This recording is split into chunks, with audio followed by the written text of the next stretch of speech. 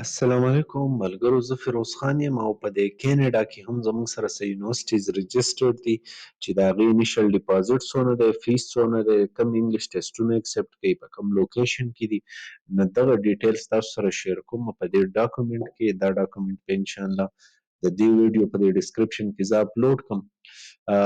دا یو ماسټر پروګرام ته که تاسو اپلای کوئ نو دا یونیورسټي موږ سره رجسټرډ دي. څه په ټورانټو کې دي، څه په وکټوریا کې دي، څه یو ځای بل ځای. اکیډمیک ریکوایرمنټس یې څه دي نو 60% ستا په بیچلر ډیګري کې غواړي دا یونیورسټي. دغه شانتې ټیویشن فیس یې د 16K نه 17K کنیډین پورې دی. اپلیکیشن فیس یې نشته او انټیک ورسره دغه 3 انټیک کې اویلیبل دي. په انګلیش ټیسټ لحاظ سره دی اوورال 6 سکور غواړي په آیلټس کې او 6 ان ایچ غواړي. ټویفل کې 83 غواړي. دا سپیسیفیک دغه هم موږ ورکړي دي چې یاره ان ایچ موډیول څونه غواړي. پی ټي ای کې به 60 غواړي، ډولینګو کې به 105 غواړي. دغه شانتې د دې مختلف یونیورسټیز موږ تاسو له نوم، لوکیشن، اکیډمیک ریکوایرمنټس او د هغې لینګویج ریکوایرمنټس درکړي دي. او که پرس کې تاسو یې فردر ډیټیل معلومول غواړئ نو بس د یونیورسټي دا نوم کاپي کوئ، براوزر کې پیسټ کوئ، لاولنی لینک اوپن کوئ نو دا ډیټیلز به انشاءالله د هغو په ویب سایټ باندې تاسو ته کنفرم میلاو شي. لکه اوس دا یونیورسټي شوه ټرینیټي ویسټرن یونیورسټي، دا په لینګلي کې ده او دومره د دې فیس دی د یو کال. اپلیکیشن فیس یې دونه دی. انټیک ورسره جنوري، می ان سپټمبر اویلیبل دی. 73% مارکس به غواړي په بیچلر کې، ځکه چې دا ماسټر کورسونه دي نو ځکه تاسو ته د بیچلر موږ دغه وایو.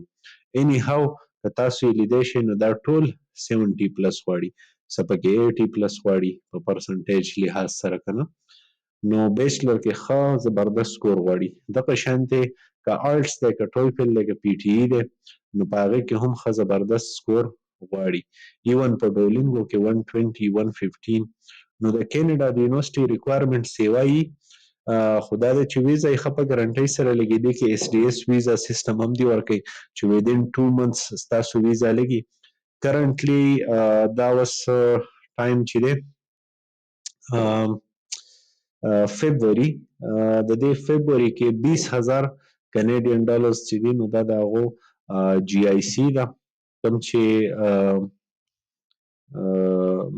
د اس ډي اس ویزا دپاره بینک سټیټمنټس تاسو په کاریږي نو تاسو به 20,000 جی آی سی پی کوئ کنیډین یونیورسټیز ته. نو بیا به ستاسو ویزا په 2 منثس کې لګي. دغه شان به د یو کال فیس هم ورکوئ.